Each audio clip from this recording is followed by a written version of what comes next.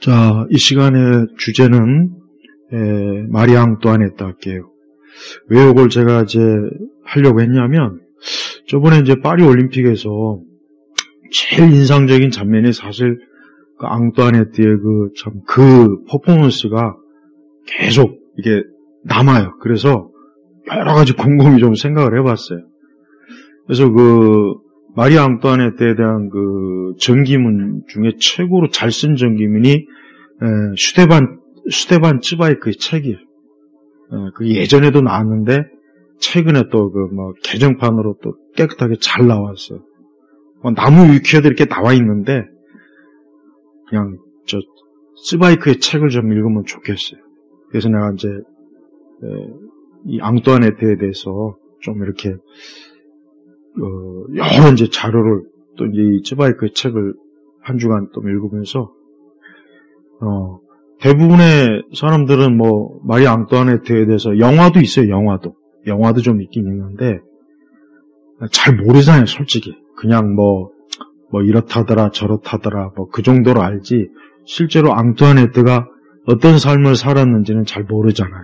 그런데 내가 이제 그 전기를 이제 쯔바이크가 굉장히 전기문을 잘 써요. 아주 탁월합니다. 그 사람이 쓴 여러 인물 전기나 여러 책들 보면 참 대단해요. 물론 이제 칼빈에 대해서 굉장히 좀 안 좋은 그 감정을 가지고 있는 게 좀 아주 좀 흠이긴 한데, 자, 근데 이제 그 앙뚜아네트는 내가 딱 이제 참 안 좋은 시대에, 그러니까 안 좋은 그 자리에서, 무능력한 남편을 만나서, 죽은 거예요. 하지만 그 모든 걸 뛰어넘어서 앙뚜아네트가 그렇게 참수당한 이유는 본인의 책임이 거의 99%예요. 왜 그러느냐? 자, 앙뚜아네트는 그 1755년에 태어나가지고 1793년에 죽었어요. 그러니까 38세인가? 그 정도 되는 거 같은데. 우리 나이로는 39세라고 하는데, 우리는 만을 제하면은 38세가 맞아요. 그러니까 40세가 못 돼서 죽었단 말이에요. 그런데 15살에 프랑스의 이제 정략적 결혼으로 15살에 루이 16세하고 결혼을 해요. 프랑스 파리에서. 그런데 문제는 앙뚜아네트는 본인 그 여왕의 기질이 어떠냐? 첫째, 놀기 좋아하고 책 읽기 싫어하고 그냥 아무 생각이 없어요. 그의 어머니 그 유명한 그 마리아 테레지아가 오스트리아의 그 권력자, 실질적 권력자거든요. 테레지아가. 그러니까 맨날 딸한테 무슨 편지를 쓰냐. 제발 좀 책 좀 읽어라. 그리고 제발 파티나 도박에 좀 그만 좀 해라. 그러니까 앙뚜아네트가 15살에 루이 16세하고 결혼해가지고 20년 동안 줄기차게 한 게 뭐냐. 맨날 사치, 특히 도박, 파티. 그 외에는 관심이 없어요. 아무 관심이 없어요. 근데 또 루이 16세는 그 14세나 15세에 비할 때 너무 무기력하고 정치력이 하나도 없어. 질질 끌려다녀. 그러니까 그러면 앙뚜아네트만이라도 예를 들면 뭐 그 어머니 마리아 테레지아 같은 정도의 그 정도만 있어도 그럴 일이 없었을 거고 뭐 빅토리아나 측천무 같은 정도 됐으면 뭐 진짜 참 괜찮았을 텐데 일단 앙뚜아네트 자체는 그 여왕이라는 자리가 프랑스 여왕이라는 자리가 굉장히 중요한 자리예요. 왜냐하면 굉장히 그 국가의 국사 많은 일들을 이 여왕의 손을 통해서 다 결정이 돼요. 근데 처음에 앙뚜아네트가 파리로 갔을 때는 프랑스 그 파리 시민들이 열렬하게 환영하고 참 너무 막 좋아하고 굉장히 또 미모가 아름다우니까. 그런데 앙뚜아네트는 결혼하자마자 일단 루이 16세 자체가 별로 그렇게 좀 항상 힘이 없고 무기력하고 나약하고 질질 끌려다니고 이런 스타일이에요. 그러다 보니까 그 혁명의 과정 속에서도 루이 16세는 정말 너무 답답해. 왜? 그 밑에 신하들이나 장군들이나 군사들이 좀 이렇게 해주십시오 하는데도 아무런 명령을 안 내리는 거야. 그러니까 결국은 어떻게 해?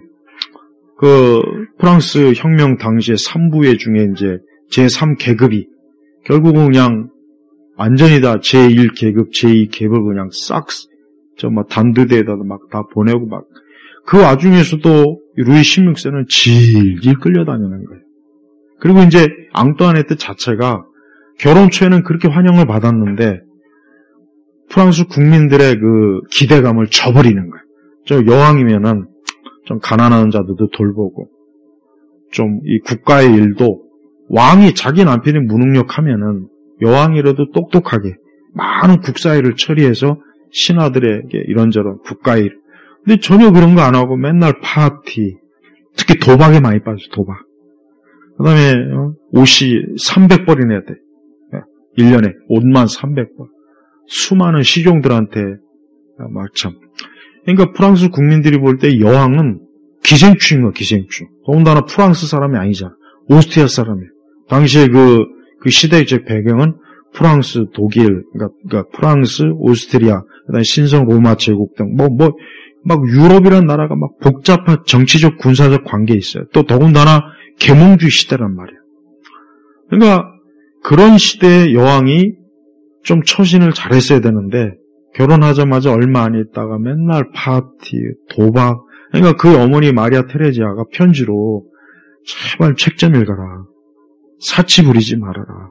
도박에 빠지지 말아라. 너 그러다가 네 인생 망한다 하고 이 테레지아가 엄청나게 참 편지를 막 그리고 이 테레지아가 자기 딸이 어떤 딸인지 너무 잘 아니까 그냥 참 뭐랄까 굉장히 걱정을 많이 했어요. 근데 안타깝게 테레지아가 너무 일찍 죽어버렸어요. 좀 오래 살았다면 어쩌면 프랑스 혁명 와중에 자기 딸을 이렇게 또 빼내거나 탈출시킬 수 있을 텐데 그러니까 전반적으로 얘기하면은 앙뚜아네트가 사실은 굉장히 그 당시에 보면은 나중에 이제 좀 정신을 차리려고 했는데 그때는 이미 늦었어요. 이미 그때는 프랑스 국민들의 마음도 떠났고 당시 프랑스 혁명 와중에 많은 그 일반 백성들 사이에는 저 왕족은 기생충이다. 저 왕족은 하는 일도 없고 맨날 그리고 당시에 이제 제1계급, 제2계급이 세금 면제받고 제3계급만 엄청난 세금에 부과받고 또 그 당시에 유럽의 그 경제 상황이나 이 작황 상황도 안 좋았다고. 그러니까 그런 와중에 왕비는 맨날 파티하지, 거기다 도박에 빠져있지, 거기다 왕실 국고를 계속 통통 마이너스하지. 그러니까 평소에 프랑스 국민들이 그 기대감이 완전히 깨진 거예요. 그래가지고 결국은 그 과정을 보니까 막 프랑스 그 당시에 계몽주의자들의 영향을 받은 많은 그 언론인들이 특히 혁명의 와중에 그 온갖 요즘 가짜뉴스 많이 막 얘기하던데 수많은 가짜뉴스들을 막 신문에다가 막 내. 그러니까 점점 더 특히 이제 루이 16세는 그나마 그래도 조금 그래도 좀 자기 나라 왕 태생 자기 프랑스 태생이라 그런지는 모르겠지만 뭐 천성적으로 굉장히 마음이 온유하고 착해 루이 16세가. 그러나 정치가로서는 꽝이야. 근데 그 모든 미움을 타깃이 누구냐? 앙뚜아네트가 받는 거야. 외국 여자지. 또 오스트리아 관계가 또 별로 안 좋지. 그러니까 프랑스 민중들 입장에서는 저 여자 때문에 우리 프랑스가 망하고 우리 민중들이 망하고 저 여자 때문에 그러니까 모든 책임을 다 앙뚜아네트가 돌리는 거야. 그래서 먼저 루이 16세가 먼저 단두대에 죽었고 그 다음에 6, 7개월 뒤에 결국은 앙뚜아네트도 단두대에 죽었어요. 네.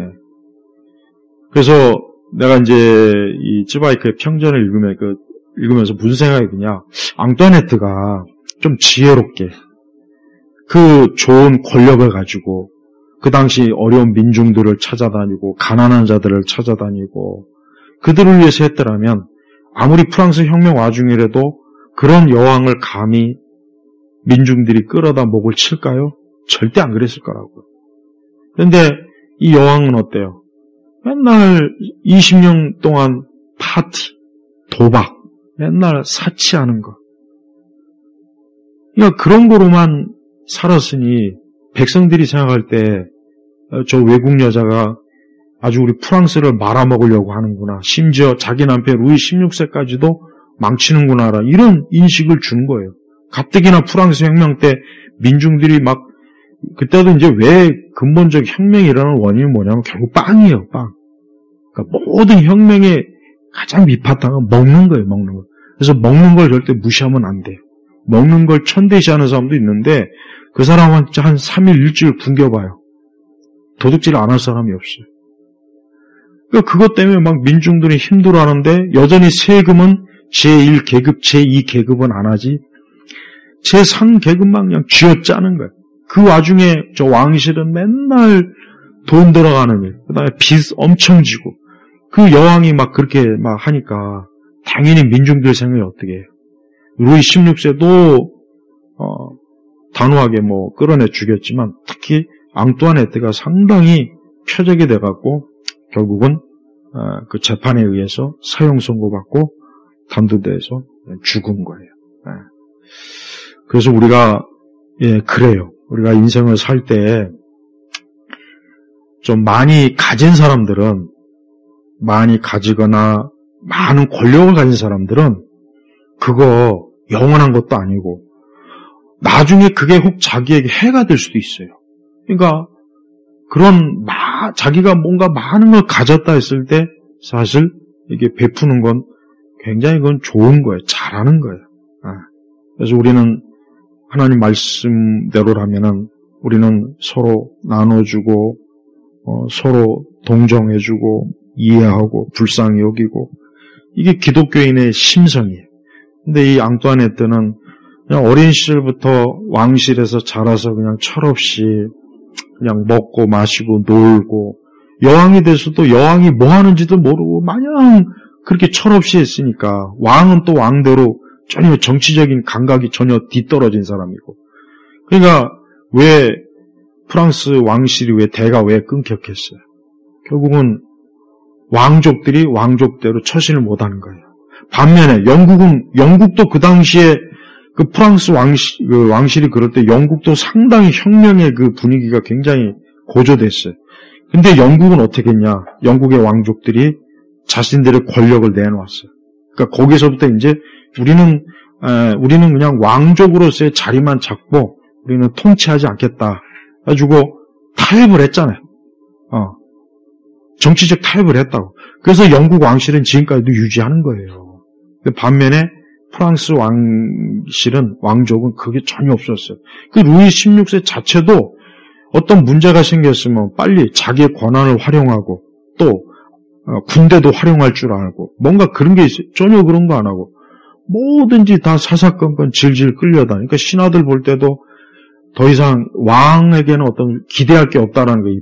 그러니까 결국 무너진 거예요. 결국.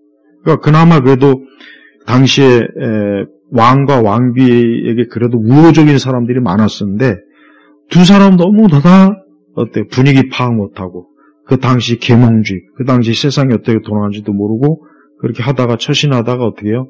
결국 둘 다 단두대에서 목이 잘려 죽은 거예요. 그러니까 내가 앙뚜아네트를 딱 책을 읽으면서 자업자득이구나.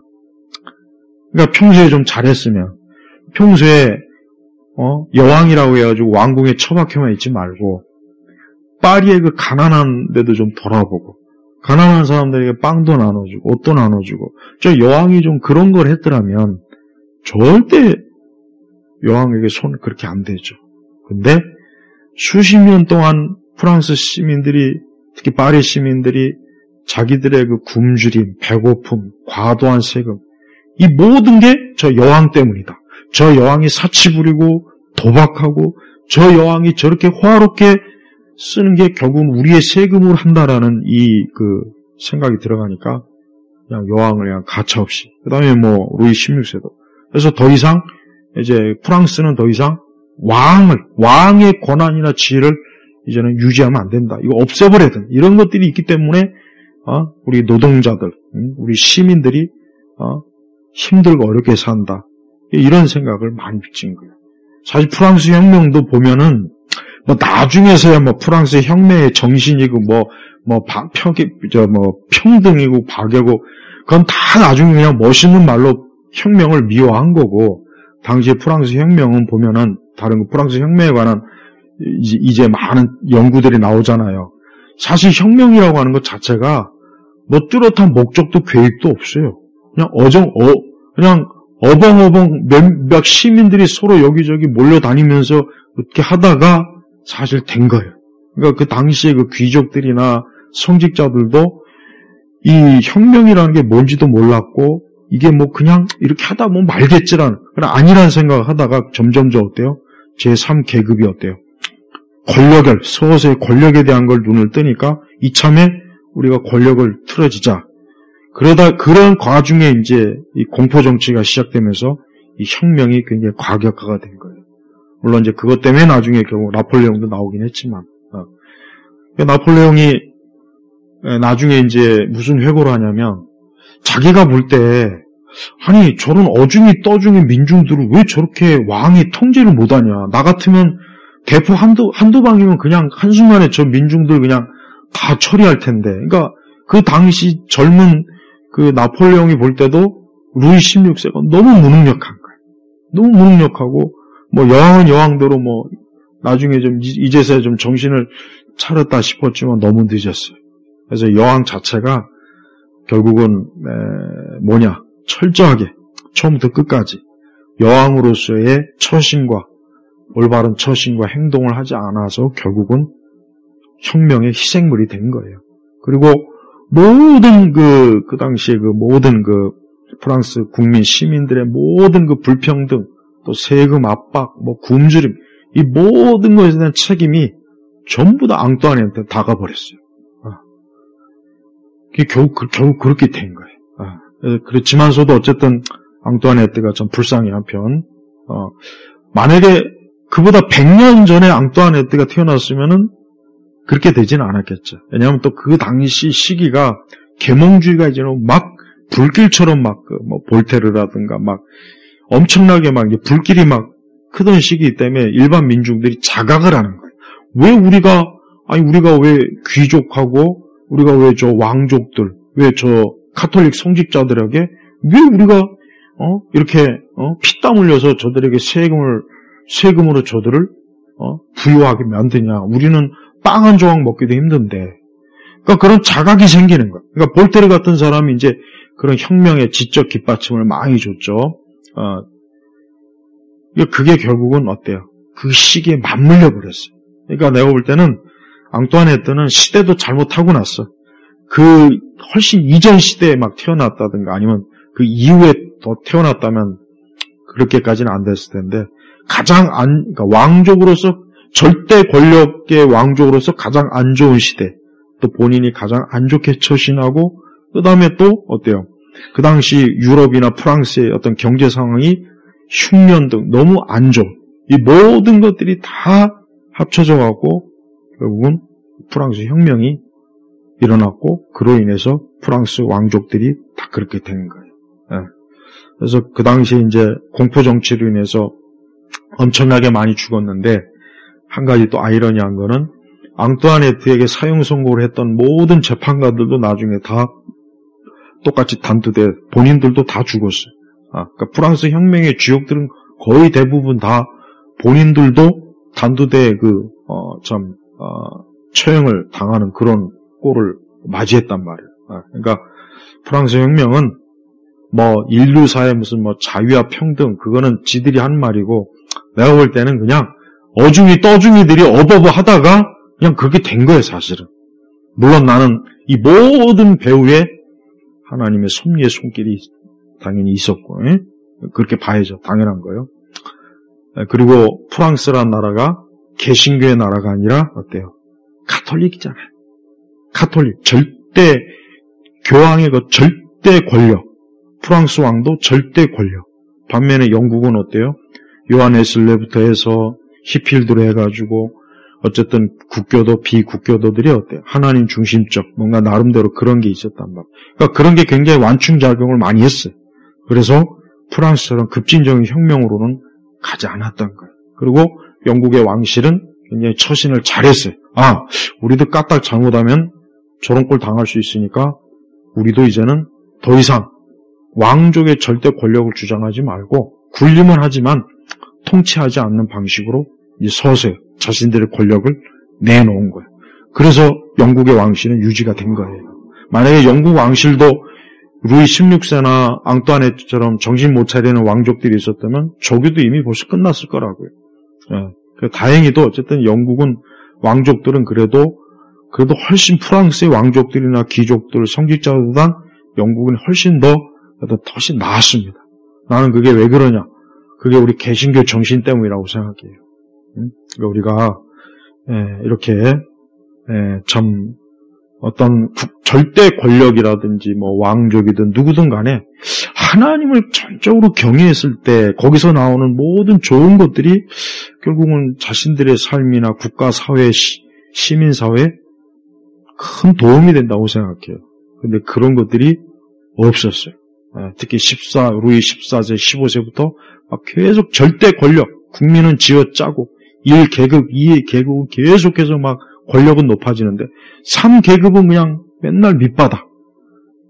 그게 당연히 계몽주의가 화약고가 돼가지고 불이 붙었어요. 그러니까 루이 16세 때 와가지고 그 불이 확 지펴진 거예요. 그래서 결국은 프랑스 왕족이 폭삭 저렇게 문을 닫아버린 거예요.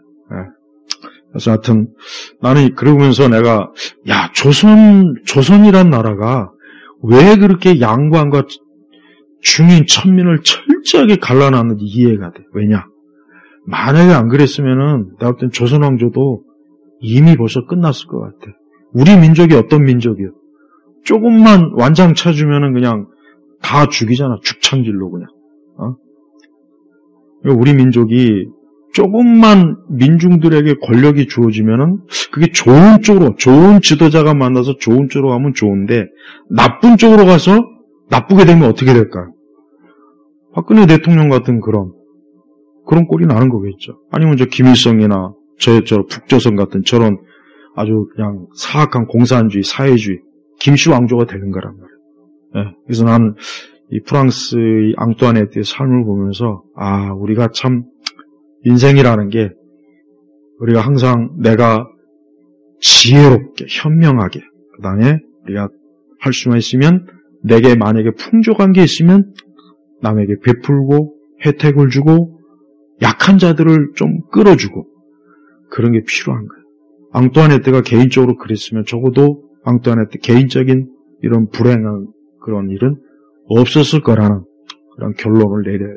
그래서 한편 하여튼 그래서 나는 파리 올림픽 때 왜 쟤네들이 앙뚜아네트를 저런 식으로 했는지 대략 어느 정도 좀 짐작이 가더라고요.